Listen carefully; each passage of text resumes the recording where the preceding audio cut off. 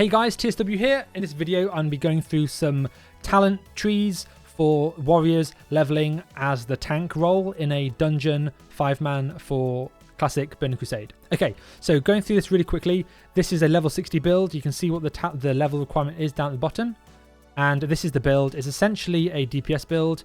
You might put extra talent points in improved cleave or maybe into hit rating. But essentially, this is a level 60 Fury build, more or less, with extra talent points put into tactical mastery.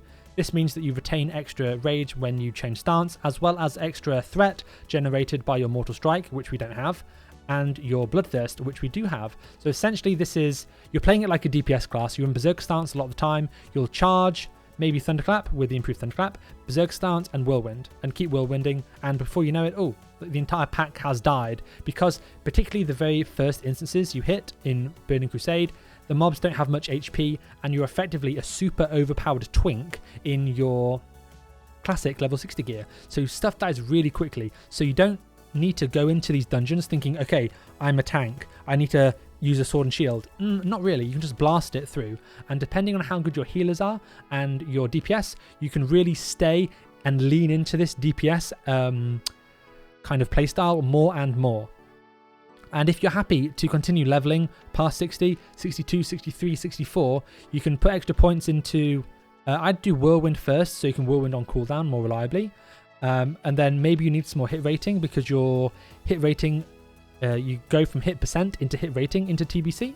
And then if you're a real Chad, you can even get improved Berserker stance, which increases your attack power, but it does, as the tooltip says, reduce your threat whilst in Berserk stance, so be careful of this. And you can even go all the way down to Rampage, and here you've got a workable level 70 build.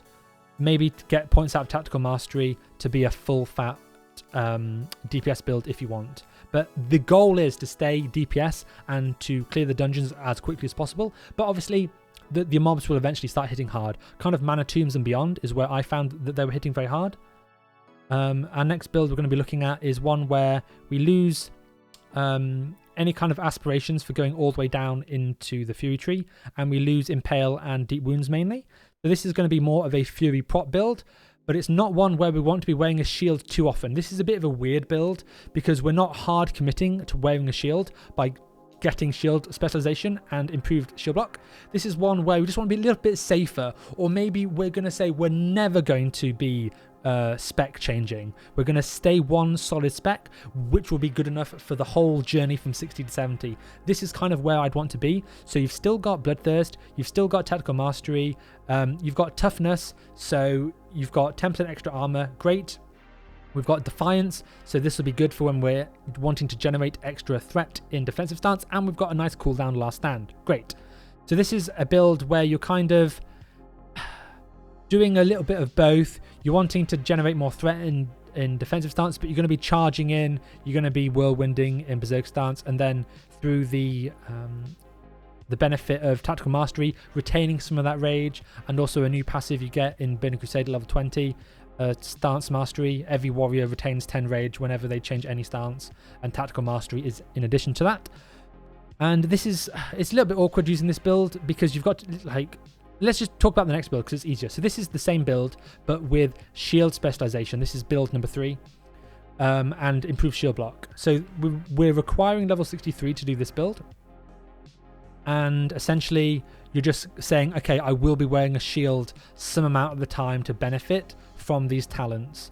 This is probably the one I would recommend if you're not wanting to respec at all, going up to level 70. And then from here, you can just get more points into improved threat strike and deep wounds. Something like this or something like this is kind of how I'd maybe end up doing it. But this is a build where you're more reliably wanting to have a shield on and still be DPSing as much as you can. Or you can go for the absolute deep prot build, where you're going for a deep prot all the way down, getting devastate. The talent points you really want to focus on are one-handed weapon specialization for 10% extra damage. This includes Shield Slam. Shield Slam is counted as a main hand ability. You're having reduction rage cost of all your offensive abilities. You're having shield slam, obviously, and you're getting 30% more absorption of your shield. This increases the damage of your shield slam because this talent gives you shield block value, and shield slam damage is benefiting 1-for-1 for every point of shield block value you have. So that's good. 5% stamina, 10% strength. Nice. So all this comes together as being you're pretty tanky at this point. You've got a big shield and you're absorbing a lot of damage with each block. You're still, being able to do some threat in the form of extra one-handed abilities, and the rage cost is less on everything, and shield slam does a decent amount of threat. That's good. You've still got your last stand in case you get scared, and you have every spec here has had improved thunderclap as well, which is just a solid ability to help make sure that things are more likely to be attacking you, as well as the additional 10% reduction of swing timer for the opponents hit by thunderclap. Thunderclap on its own does 10% increased swing time, but improved thunderclap adds an extra 10% to 20% improved swing time, which just means that the mobs aren't going to be slamming you with their weapons quite as often. It can be quite nice, as well as the extra damage and rage reduction of improved thunderclap as well. So these are the kind of builds that I expect people to be using, and again, you can use this all the way up to level 70. 2 points in improved demoralizing shout, and maybe 3 points in improved turret strike, or 3 points in improved defensive stance. And this is a really nice high-end level 70 build that I personally go for a lot of the time. Again, you can level all the way up to level 70 using this build and be a more standard Fury prot. You can then go into toughness if you want to have the benefit of wearing the shield and getting the shield talents, and then having 10% armor on top of that. You're going to be nice and tanky. You're not really losing that many tanky talents besides vitality, 5% stamina, and 10% strength. And obviously, well, your shield mastery as well, really.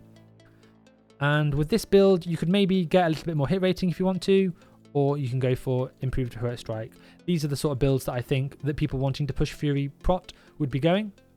And then towards the beginning, again, this is much more of your Fury tree. Maybe you want to maybe you're in a BIS geared Nax 5-man and your healer is phenomenal, your damage is phenomenal, and you really are there as a support DPS role much more than a tank role. So that's why you would be focusing here to do so much more of the DPS.